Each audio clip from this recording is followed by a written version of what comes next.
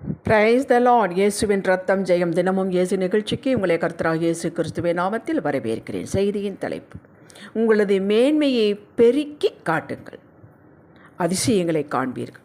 ஆதார வசனம் சங்கீதம் 71:21. என் மேன்மையை பெருக பண்ணி என்னை மறுபடியும் தேற்று.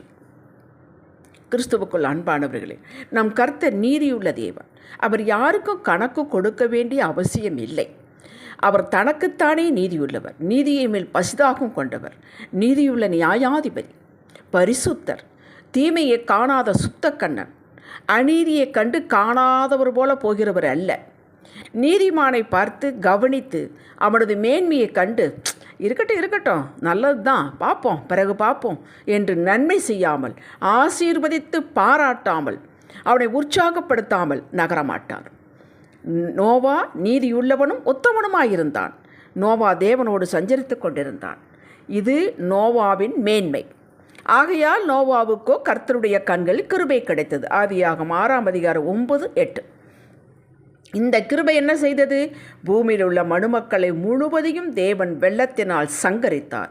நோவாவையும் அவன் குடும்பத்தை 8 பேரை காப்பாற்றினார். கேட்டீர்களா? அதிலிருந்தான் பின் ஜனப்பெருக்கம் உண்டாயிற்று. ஆபிரகாம் தேவ அழைப்பிற்கு கேள்வி கேட்பாடே இல்லாமல் கீழ்ப்படிந்தான். அதுவரை அவன் தேவனை பார்த்ததில்லை. ஆனால் அவனுக்குள் ஒரு உந்துதல், இது தேவ சத்தம் என்று அப்படியே கீழ்ப்படிந்தான். எல்லாவற்றையும் விட்டுவிட்டு போகிற இடம் இன்னதென்று அறியாமலே தெரியாமலே தேவ வழிநடத்துதலுக்கு ஒப்பு கொடுத்து அவர் கொடுத்த வாக்குகள் அத்தனையும் நிறைவேற்ற வல்லவர் என்பதை உறுதியாய் நம்பி விசுவாசத்தில் வல்லவனானான். இந்த கீழ்ப்படிதலும் விசுவாசமும் ஆபிரகாமின் மேன்மை. இதற்கு கர்த்தர் என்ன செய்தார்? இயேசு கிறிஸ்துவை விசுவாசித்து ஏற்றுக்கொண்டவர்கள் அத்தனை பேரும் பிறப்பின்படி நாம் ஆபிரகாமின் சந்ததி என்ற மேன்மையை ஆபிரகாமுக்கு கொடுத்தார். விசுவாச தந்தை என்ற மேன்மையை கொடுத்தார். முதிர் வயதில் ஒரு மகனை கொடுத்து ஈசாக்கை கொடுத்து பின் இன்றளவும் கிறிஸ்துவுக்குள் இருப்போர் ஆபிரகாமின் சந்ததி என்ற மகாபெரிய மேன்மையை கொடுத்தார். இப்படி ஒவ்வொரு பரிசுத்தவான்களின் மேன்மையை நாம் பட்டியலிடலாம். யோபு, யோசேப்பு, தாவீது, தானியேல், அப்போஸ்தலர்கள், இவர்களெல்லாம் கர்த்தர் கொடுத்த சுபாவம், தங்களுக்கு உள்ளே இருக்கக்கூடிய தாளந்துகள், அந்த மேன்மையை வெளியே காட்டினார்கள்.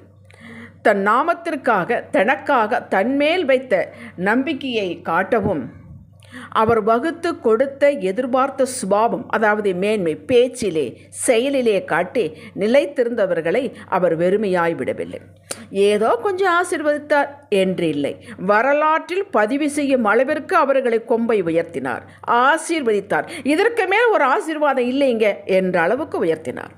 நமக்கும் கூட இப்படி நிலைமை அடைய வேண்டும் என்ற ஆசை. முதலில் ஆசைப்படுங்கள், விருப்பம் கொள்ளுங்கள். இது ஏதோ சமூக குற்றம் அல்ல. நாம் வாழ்வதற்குத்தான் பிறந்திருக்கிறோம். நீதிமான்களை விருப்பங்கள் கொடுக்கப்படும். நீதிமொழிகள் 10:24. நாம் நீதிமான்கள்.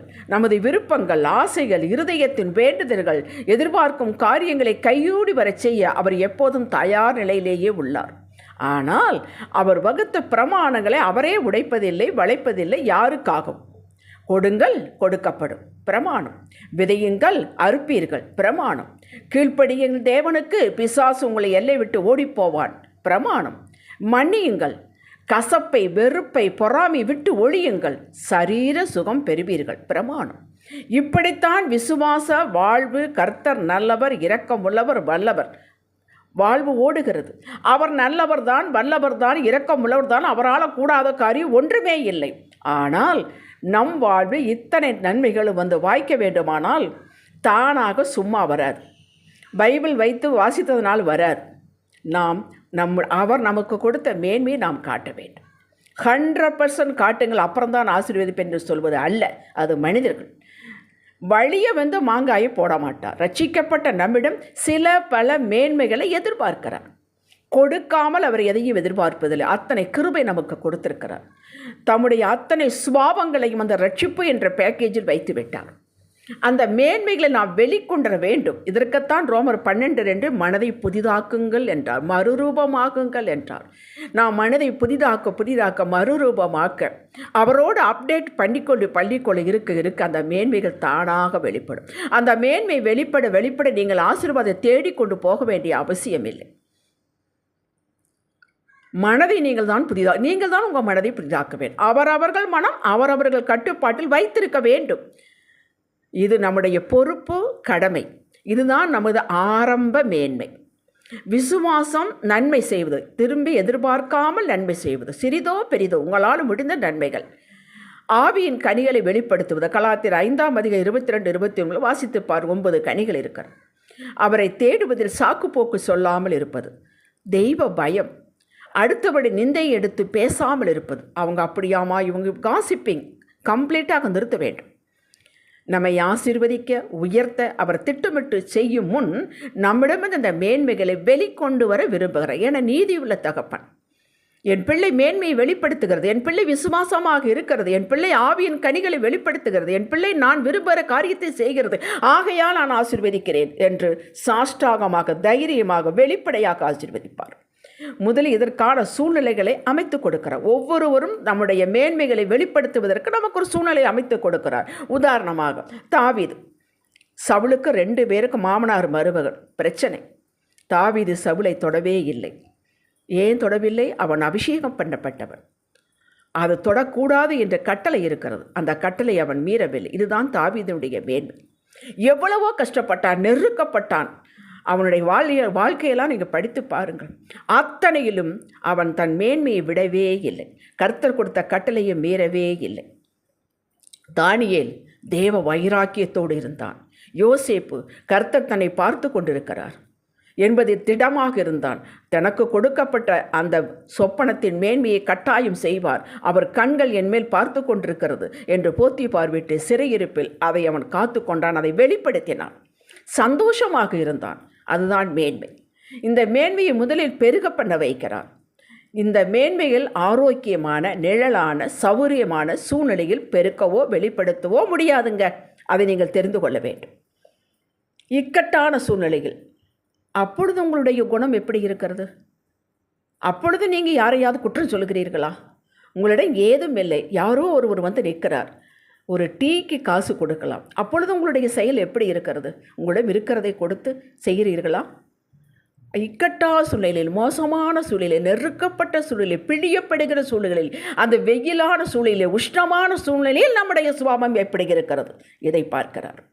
நம்மை நெருக்கி, இன்னும் நெருக்கி, இப்படிப்பட்ட சூழ்நிலையில் நம் நிலையிலிருந்து நிதானமாக நல்ல சுபாவங்களை வெளிப்படுத்துகிறோமா? இல்லை ஏதாவது கிடைக்கும் என்று செய்கிறோமா? அல்லது வழி விலகி போகிறோமா? அல்லது சின்ன சின்ன உலக பிரகாரமான ஆசீர்வாதங்களுக்கு நம்மை விட்டு கொடுக்கிறோமா? சத்தியத்தை விற்கிறோமா? இதையெல்லாம் பார்க்கிறேன். அல்லது என் தகப்பனுக்கு இது பிடிக்கும், நான் அவரை பிரியப்படுத்தி மகிமைப்படுத்துகிறோமா என்பது உங்களுக்குத்தான் தெரியும். இந்த நிலை முழுவதும் வரட்டும், 100% வரட்டும் என்று அவர் எதிர்பார்த்திருப்பது இல்லை. இந்த ஆர்வம், இந்த உற்சாகம், இந்த வைராக்கியம் உங்களுக்குள் இருப்பதை அவர் மட்டும் காண்கிறார். உங்களுக்கு தெரியும், அவருக்கு தெரியும். அதை பார்க்கிறார். இந்த எண்ணத்தை கண்டதும் அவர் அளவில்லாத கிருபைகளாய் இதை வெளிப்படுத்த உதவி செய்கிறார் உங்களை. இதோடு தொடர்ந்து நீங்கள் கனவிலும் காணாத ஆசீர்வாத மேன்மைகளை கொடுக்கிறார். இவைகளெல்லாம் ப்ரூவ் பண்ணப்பட்டவைகள்.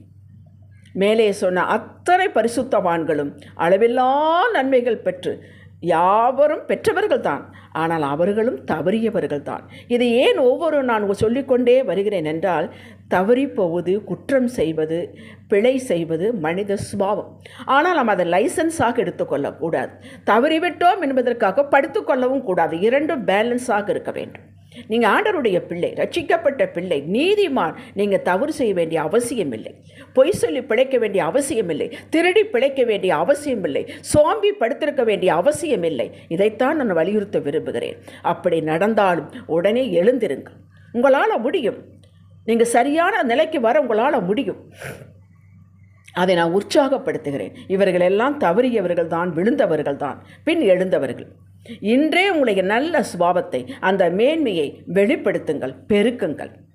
சாதாரணமாக, ஆனந்தமாக, எளிமையாக அந்த மேன்மைகளை வெளிப்படுத்தி நீங்கள் மகத்துவம் பிள்ளை என்பதை காட்ட முடியாது. அதற்கு ஒரு பாடுகள் உண்டு. அந்த பாடுகளுக்கு ஆண்டவர் கிருபை தருகிறார். தினமும் உங்களை சுற்றி இருப்போருக்கு நீங்கள் காட்டுங்கள். முதலில் குடும்பத்தில் காட்டுங்கள். அங்கே உங்களுக்கு எத்தனை கஷ்டம் வந்தாலுங்க, எவ்வளவு நெருக்கம் வந்தாலும், எவ்வளவு டிப்ரெஷன் ஆனாலும் அவர் நேர்மையை விட்டு விலக மாட்டார். பொய் சொல்ல மாட்டார். ஒரு பணத்துக்காக தன்னை விற்று கொடுக்க மாட்டார். இந்த சாட்சி வர வேண்டும். இந்த மேன்மையை, உங்களுடைய மேன்மையை மற்றவர்கள் பேசும் அளவிற்கு அது வெளிப்பட வேண்டும். யோபு 37:5 நீங்கள் கிரகிக்கக்கூடாது பெரிய காரியங்கள் உங்கள் வாழ்வை செய்யாமல் விடவே மாட்டார். அவர் ஓயவே மாட்டார். நான் சேலஞ்சாக சொல்லுகிறேன். நீங்கள் மேன்மையை, உங்களோட இருக்கக்கூடிய மேன்மையை பெருக்குங்கள், வெளியே காட்டுங்கள், அமைதியாக இருங்கள், சந்தோஷமாக இருங்கள். இது சற்று கஷ்டம்தான். ஆனால் அந்த கஷ்டத்தையும் சகித்து கொண்டு நீங்கள் செய்வீர்கள். ஆனால் உங்களைப் போல ஆசீர்வதிக்கப்பட்டவர்கள் எவரும் இருக்க முடியாது. ஜெபிக்கலாம்.